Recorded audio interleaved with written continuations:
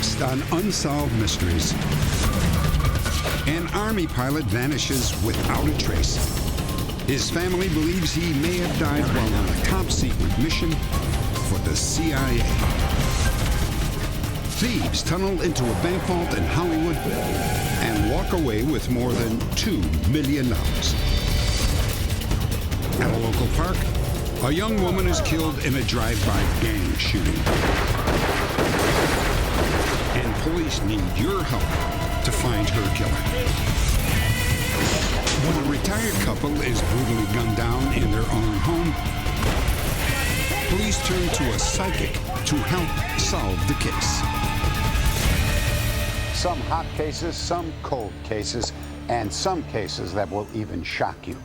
I'm Dennis Farina, and this is Unsolved Mysteries.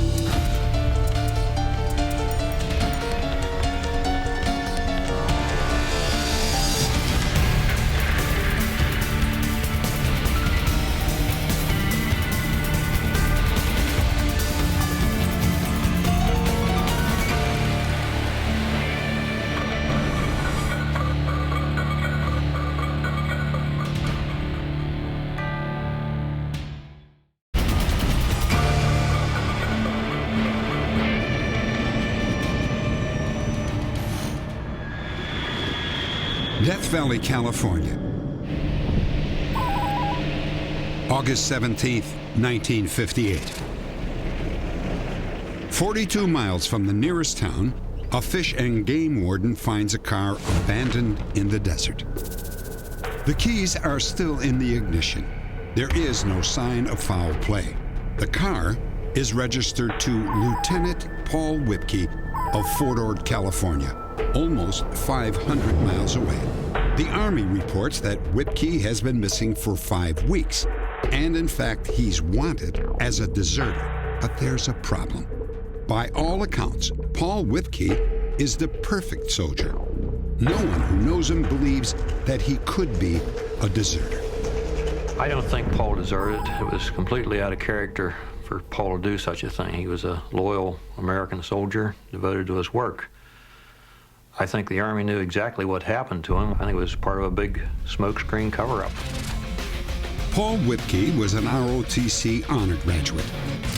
After basic training, he won a spot in the Army Aviation School.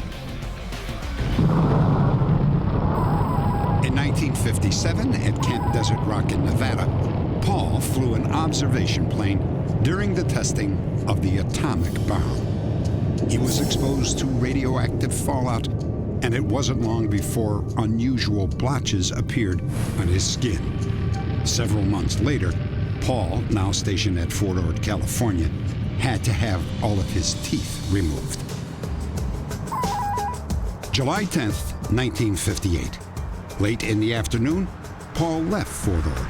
He told friends that he was headed for the town of Monterey, less than a mile away.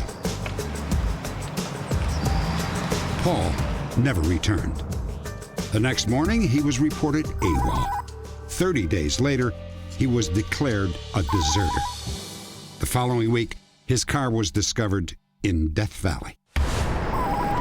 The Army says that on the day Paul left, he apparently ended up at White's Motel in Mojave, California, some 350 miles from the base. Paul had signed the motel's guest register. Army investigators say they found a gasoline receipt in Paul's car. It showed that he had bought gas in Mojave. Paul's car then ended up in Death Valley, 145 miles away.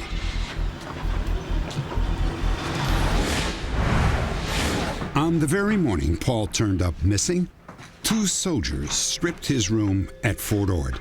Everything was removed, including Paul's personal belongings. Regulations state that the next of kin or legal representative must be notified before packing belongings, and they didn't notify us at that time. I was very suspicious of this action as soon as I discovered this had taken place. Carl Whipkey's suspicions led him to investigate his brother's disappearance. The discrepancies he found only increased his doubts about the official Army story. 4 weeks after Paul was reported AWOL, A witness driving through Death Valley saw his car. He said that it was driven by a man in a military uniform. However, when Paul left Fort Ord, he was wearing civilian clothes. When the car was found, a pile of cigarette butts was on the ground next to it, but Paul did not smoke. Also troubling to Paul's family was the fact that the Army waited 9 months and only then began looking for his body. And it was only by accident that Carl Whipke heard anything about the car at all. The only way that I learned about it was due to an unofficial call to an enlisted man out at Fort Ord. In a half an hour, he called back very excited, and he said this is classified information and requested that I did not tell anyone where I had received this information. The investigation into Paul's disappearance also troubled his commanding officer, Lieutenant Colonel Charles Lewis. I found it almost unbelievable that he would be classified as a deserter, and I was curious what was the basis for it. And I was quickly and promptly advised that, Charlie, forget this. The case has been closed, and I would recommend that you don't carry it any further. And in essence, I was told to shut up and dry up and blow away. Charles Lewis and Paul Whipke were both stationed in Nevada during 1957. Lewis recalls the day he saw 2 men in plain clothes talking to Paul. I noticed that they had gone directly to the airfield instead of reporting to operations, which was required for a purpose of security. So I asked them for their identification. Excuse me, gentlemen, did you see that sign over there? Yes, sir. This is a restricted area. Do you have any identification? Yes, we do. They showed me their military identification cards, and the picture did verify who the 2 were. Looks okay. Is everything all right here? Yes, sir. Carry on. Over the next few weeks, Lewis often saw Paul talking to the same 2 men. When Lieutenant Whipke would come in after they had departed, you could feel and sense a rigidity in his personality traits and his mannerisms. Whipke, is everything okay? Everything's fine, sir. In hindsight, Lewis now believes that Paul may have met with the same 2 men for one simple reason. During that era, there was a tremendous amount of nationwide recruiting conducted by the CIA. And with Paul's qualification, Lieutenant Whipke's qualification, he would have been an exceptional candidate for such an assignment. January of the year he disappeared, he told me during a telephone conversation that he was going to be going on an assignment, that he was going to make a name for himself. Before he could tell me what it was, he was interrupted by some officers moving in the proximity of his desk, and he could no longer talk to me about the subject.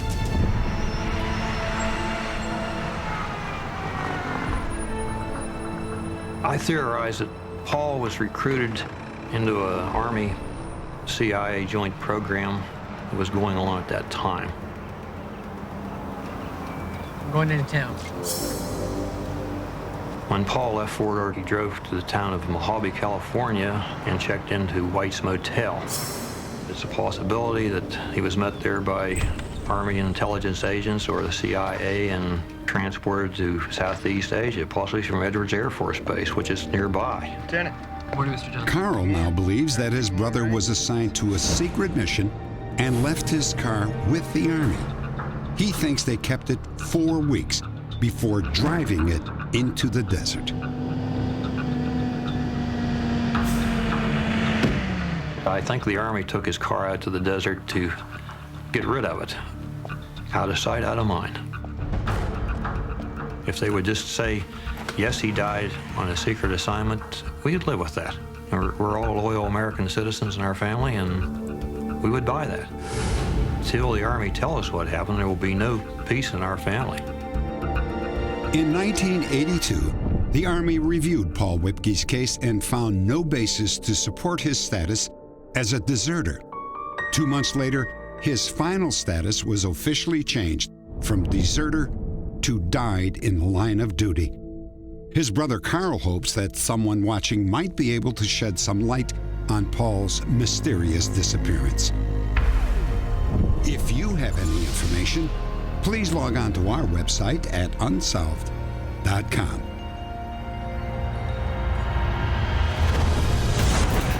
Next, thieves tunnel into a bank vault and walk away with $2 million.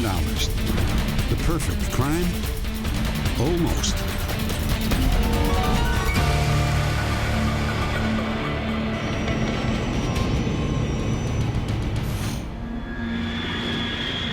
Hollywood, California.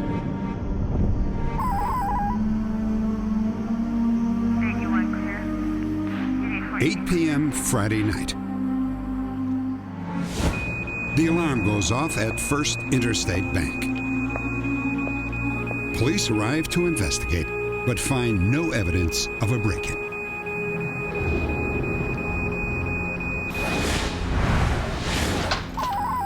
Hi, Joe. Monday morning, bank employees arrive for work. It's business as usual until they open the vault. $2 million in cash, jewelry, and rare coins is gone. Safety deposit boxes opened like tin cans. A gaping hole in the floor leads to a tunnel that runs more than 30 yards to a storm drain. These guys were not your run-of-the-mill bank burglars. They were master criminals. My initial feelings that morning when we first arrived at the scene was one of awe. I realized the fact that these suspects were excellent burglars. They would be extremely difficult to catch. They'd gone to a lot of work, and it was awesome. We view this burglary in the city as the crime of the century as far as burglaries go. The method of attack and the fact they got $2 million plus, their ingenuity. I had never seen a burglary like this in 27 years. Let's work this one about 100 yards up. The burglars used the storm drain running under LA city streets to access the bank. From the drain, they tunneled 95 feet to the vault. A remarkable feat of precision engineering. The experts tell us that the type of tunnels they dug were very safe tunnels. The size of the tunnels, the shapes of the tunnels were extremely expertly done, and the contour of the tunnels were done as such to add extra strength and protection to those digging. Police searched storm drains within a 3-mile radius of the bank, looking for any signs of the burglars. When we concluded our investigation at First Interstate Bank, basically we were left with no clues at all. There was no physical evidence left. The suspects left us nothing to work with, and we were basically handcuffed. It appeared to be the perfect crime. And then, 14 months later, the tunneling bandits struck again. This time, they weren't so perfect. Saturday morning, another alarm goes off. A Bank of America in West Los Angeles. When police arrive, a bank manager opens the vault. A gaping 18-inch hole perforates the steel-reinforced concrete floor. The burglars have long since disappeared.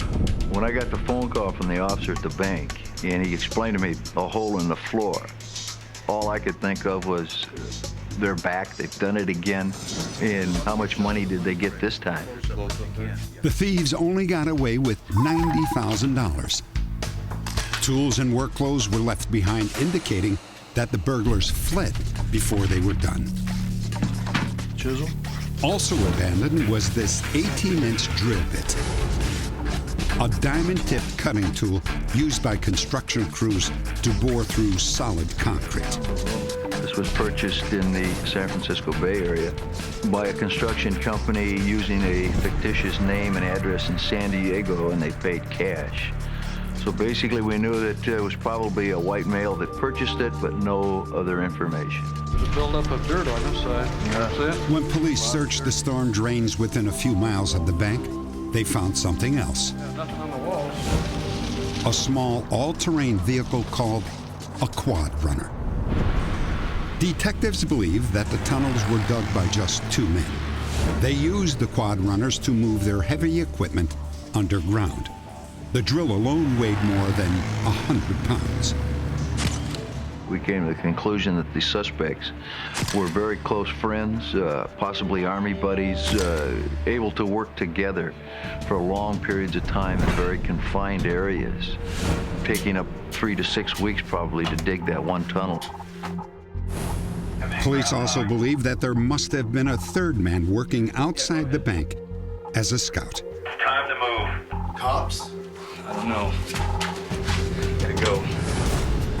Police found 2 pairs of footprints in the tunnel indicating that one burglar was barefoot, one in stocking feet. They abandoned one of the quads and apparently escaped on foot, but they left behind an important clue. The only fingerprint we developed was on the quad runner itself. We got one latent print from that vehicle. That print has been run through and compared with all arrestees, and it's our opinion that this individual has never been arrested. Look at this. Police continued searching for more evidence. That's hollow. About 1.5 miles from the Bank of America, they found another tunnel completely finished. This one was 102 feet long and ended beneath a Beverly Hills bank. The mounting bolts for the drill were already in place under the vault. If they'd have been able to accomplish both burglaries that weekend, it's told to me by the people in the banks, in the banking industry, that they probably would have gotten away with between $10 and $20 million. Police learned the quad runner was purchased by a man using the name David Spaulding. His only known address? A post office box in Hollywood. Someone using this same name apparently bought 5 of the all-terrain vehicles. Because the tunnels were so well constructed, authorities believe the suspects had worked as miners or maybe in the building trades. So, in order to stop others from digging their way to fortune, police now patrol LA storm drains on a regular basis. Next, police in Houston need your help to find 2 gunmen who brutally shot and killed an innocent young woman.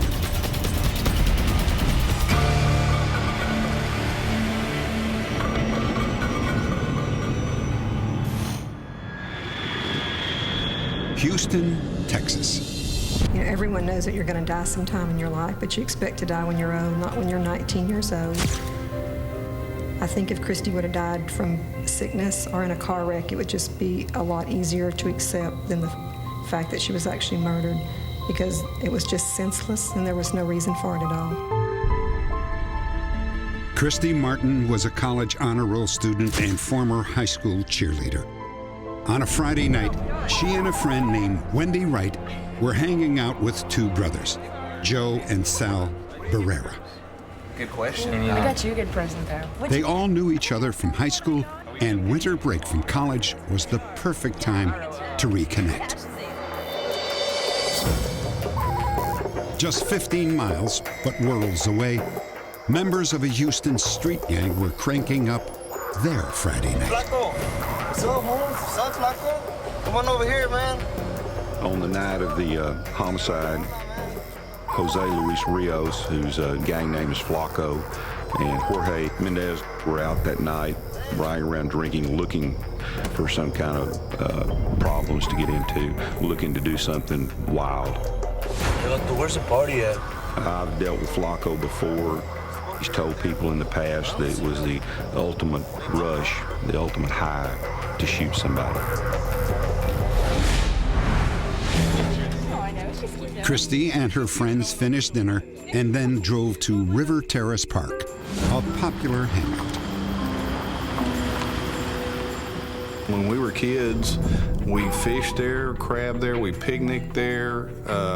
You never had to worry about anybody bothering you for any reason. It was just a nice place to take your family. That might be why one of the reasons the kids went there, they felt safe there. Man, I'm cool. I'm gonna get inside. You wanna go inside? Yeah. Well, Chris, do you wanna go for a I'll walk? go for a walk, yeah. But the park was no longer neutral territory. Flacco's gang liked to believe that it belonged to them. Oh, there is it. I don't know. Let's go check it out. You want to? Yeah. Let's go, man. Dale. Espérate, man. Hurry, let's go. I ain't driving a Ferrari, man. We were just sitting there talking. When the truck drove up, I couldn't see it because my back was towards them. I thought it was just somebody else going to park next to us, you know, so they could, you know, do whatever they wanted to do. Come here. Oh, great, who are these guys? Hey, my homeboy wants to hook up with you. We probably need to go, okay? No, look, just ignore them. Can we just probably go? drunk. Come on. Let's go. Whatever. Okay, I got it.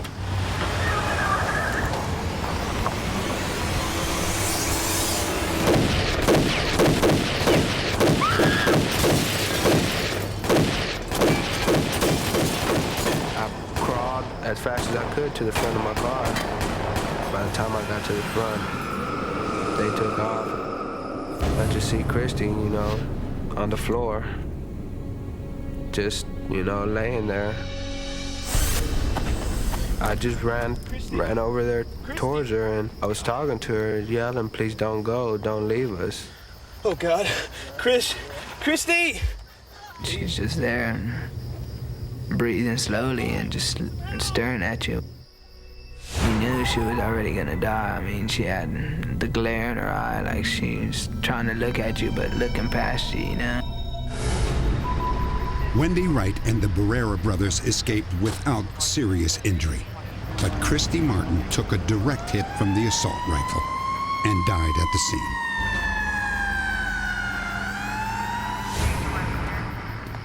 When Christy didn't come home, my concern was maybe she had a car accident. I never dreamed in a million years it would be something such as a drive-by shooting, because I guess I just assumed that only happened to other people, that it didn't happen to somebody that was a good person and that wasn't involved in gangs, any way at all. Within 6 days, the shooter, Jose Rios, alias Flacco, and the driver, Jorge Mendez, were formally charged with Christy's murder. They both had long records of gang-related crimes. 4 weeks before the attack, Mendez had legally purchased the assault rifle used by Flacco in the killing. It's hard to swallow that these kids are able to get out there and buy assault-type weapons and then to come back and just fire them at will at anybody they want. What type of gun that this man bought, I don't even call him a man, this animal bought, is sold to kill people. He bragged to some of his gang members that he was going to kill somebody with it. He bought this gun to kill somebody with. Just so happened it was our daughter.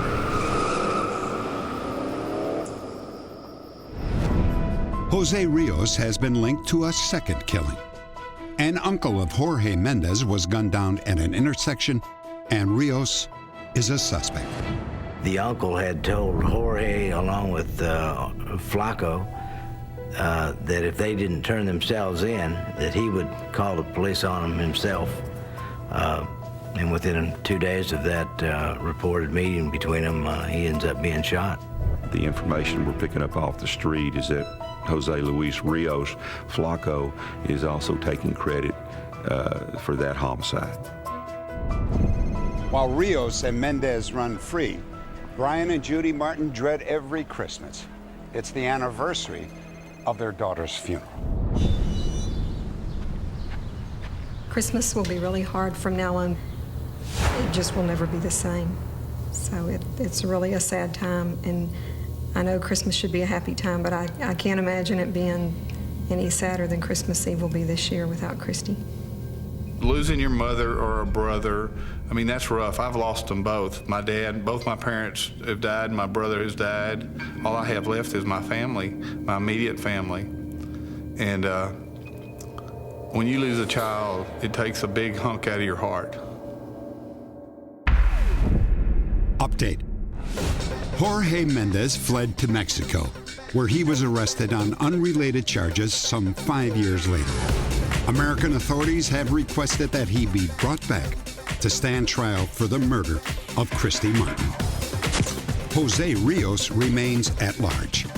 Rios is 5'7" and weighs 140 pounds.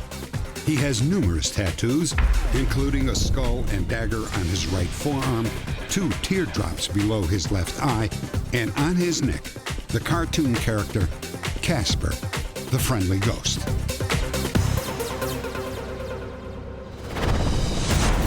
Next, police turn to a psychic to help them solve a brutal double homicide.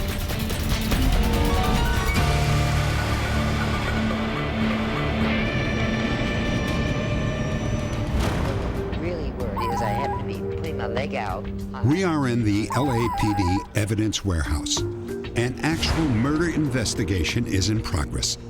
But you won't find this procedure in any textbook. Relax, breathe. Take a breath. He hurt me. In the argument, he hurt you? Earlier. Noreen Rainier is a psychic from Orlando, Florida, who works with the police. Is his hand? Yes, his fist. Among the psychics that we have profiled, she is unique. A true, unsolved mystery. This is earlier. Noreen Rainier has worked with the police on nearly 400 different crimes. In one of her most remarkable cases, she provided crucial information that helped solve the double homicide of Jake and Dora Cohn. Colony, New York, a suburb of Albany. I'm glad to hear that. Dora Cohn is chatting with her daughter, who we'll call Julie.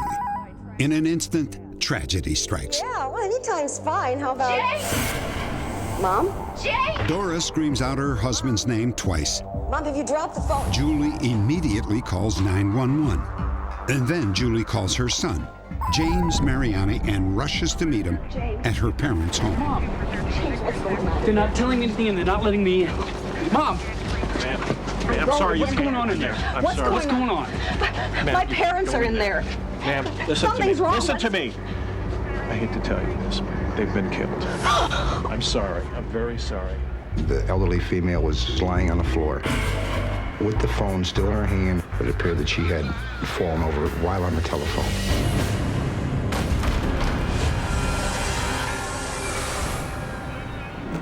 The male victim was on the floor in a hallway. He appeared to be shot in the nose.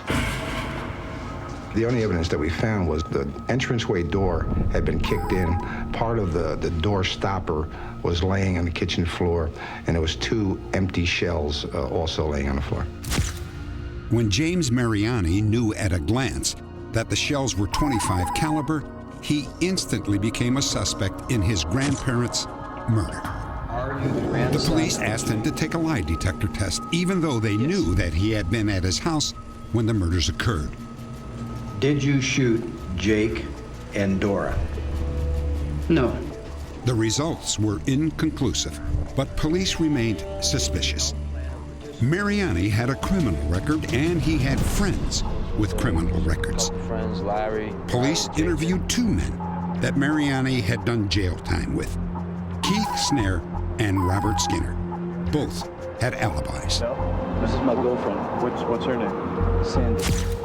2 years went by with no leads. And then Jake and Dora's daughter heard about Noreen Rainier and asked police to contact her. Noreen, I sent you some articles that were present at the crime Noreen scene. worked the case long distance by phone. She knew nothing except the names and ages of the victims. I'm going to start with the glasses. I'm going to start with Dora. I'm going to try to tune in and see what she saw just before she was killed.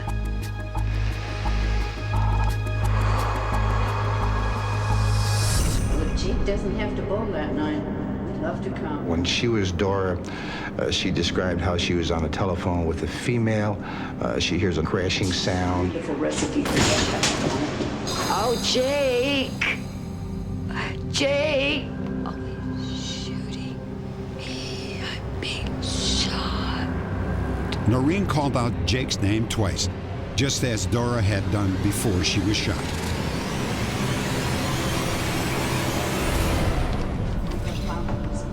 Now, as she's Jake, she describes how she gets up off the couch. Jake! goes down a narrow hallway, and she's confronted with someone with a gun. I know you. What the hell are you doing here? Noreen remembers that she felt pain in the center of her face, exactly where Jake had been shot. I'm shot in my face. She had given a pretty accurate description of both Jake and Dora, and a fairly accurate description of the crime scene. This made me take notice and feel that she was credible in what she was doing. I'm going to count from 5 to 0. As I count, your eyes will become heavier and heavier. The police started to feel that Noreen might be able to help them crack the case. They asked her to work with a hypnotist. 1 and 0. Now going back. Dora, tell me about the intruder. We knew him. He was a younger man. What are you doing? Brown hair. Say a word. And he came to our house for dinner. He did some work for my husband. I know you. What are you doing in here? I'm not playing, old man. Where's the money? What do you want? Where's the money? What are you talking about? Where is the money? I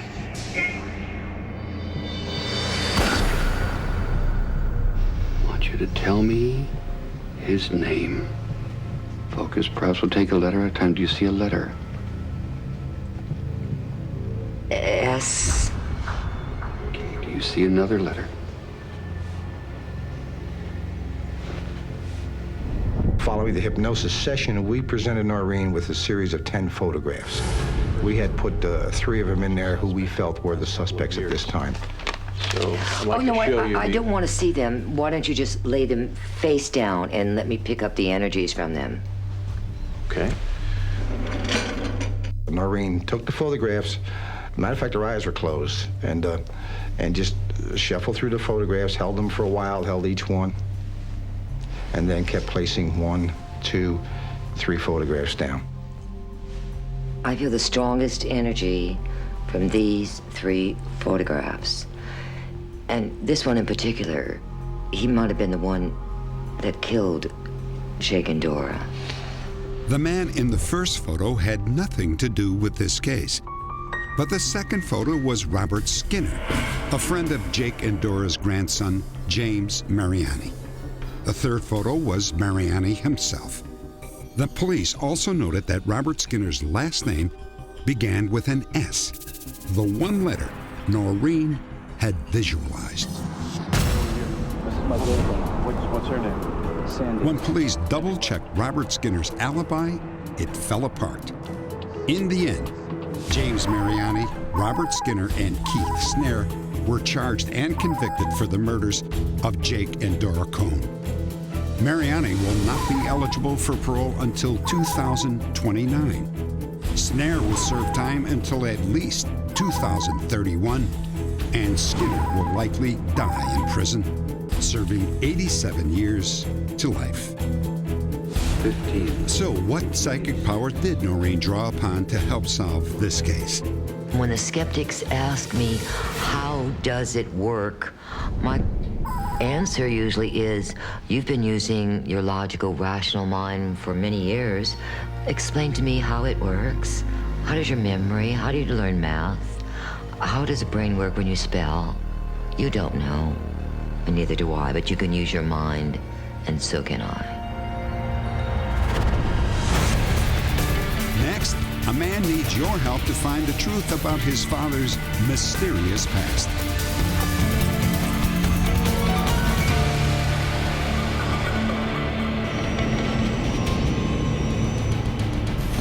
For any child, the death of a parent is traumatic. For a boy named Bob Coleman, it became a time to reflect on everything he had ever known about his father, or at least everything his father had wanted him to know. Washington, D.C. Everyone said Richard Coleman was an ordinary man who lived a fairly uneventful life. He worked as a vending machine mechanic. He had served in the military and married in 1947. His son Bob was born 2 years later.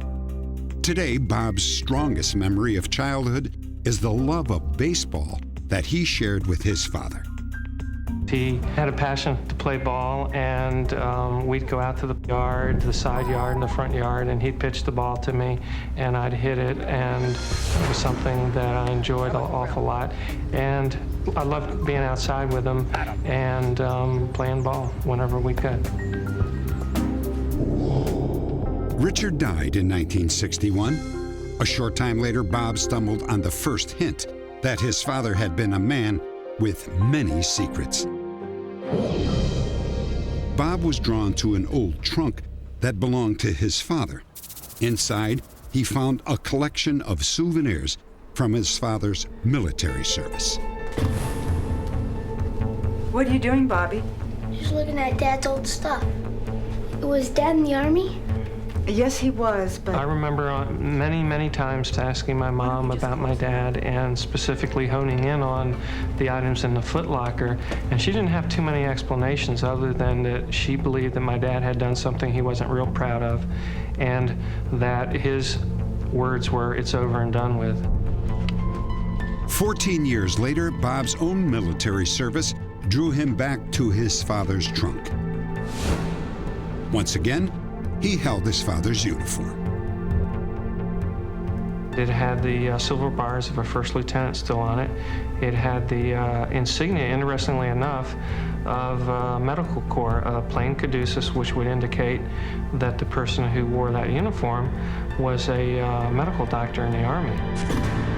Was it possible that Richard Coleman, the vending machine mechanic, had been a doctor in the Army? For Bob, it was a possibility that triggered a vivid childhood memory. Ow! Oh! Oh my God! I'm bleeding, Richard! Richard! Oh! My mom had cut her hand up very, very badly, and there was a lot of blood. She was bleeding profusely. Bobby, Sharon, come in here, please.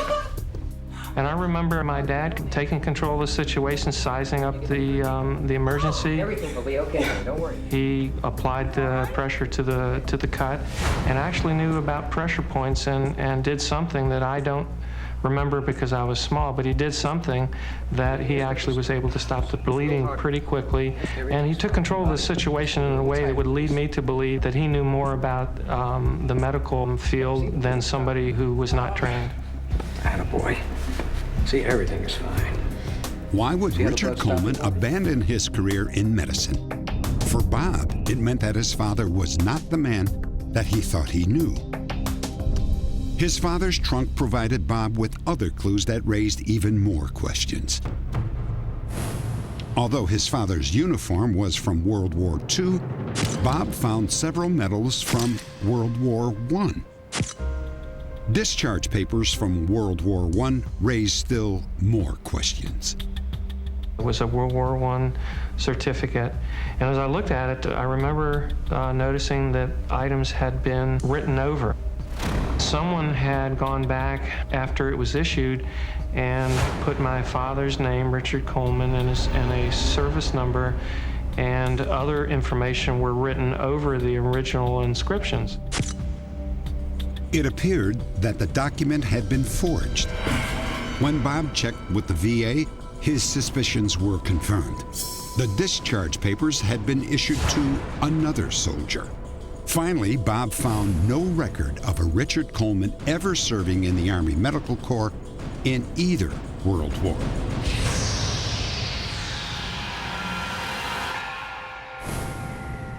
Room right there. These strange revelations about his father brought back another painful memory. Has anybody came and visit you? No, you're the first one. What about your brothers and sisters and your family? Shh. We're Daddy's family, honey. We sure are. I remember asking several times, well, my dad's sick, he's probably going to pass away, where's his family? And why hasn't anyone appeared to see how he is or, to visit him?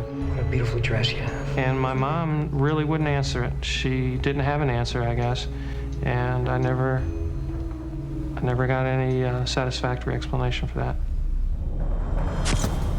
The trunk held one final clue: the membership roster from a New York City gun club. Richard Coleman was listed as a member in 1944. When Bob researched his father's address, he uncovered another surprising detail. My father may have lived with an Alice Coleman, and I don't know what her maiden name was, but voting records indicate that they were married and that she was a housewife and that she lived with Richard Coleman. I've never been able to confirm their marriage because there's no record that I can find, and indeed I don't know where Alice Coleman went to, because after 1967 she does not appear in the Manhattan phone books. Did Richard Coleman change his identity to hide something in his past? Why did he keep his apparent marriage to Alice Coleman secret? And despite a trunk full of war mementos, why did the military show no record of his service in either World War? Bob Coleman remains determined to find the answers. I'm not trying to judge my father. I'm trying to learn about him, and I'm perfectly aware that there may be something that he did 50, 60 years ago that was pretty bad, perhaps, and that would have prompted him to change his identity and to obscure his past. But it's also something that's very important to me because it's my father, and it may be the only way that I ultimately end up really knowing who he was and what he did, and I'm very passionate and very committed to doing that. Update. Bob Coleman has found the real identity of his father, Coleman Joel DeCourt. Bob discovered that his father had been previously married but abandoned his family. Armed with his dad's real name and real birth date, Bob and his sister were welcomed by a newfound family.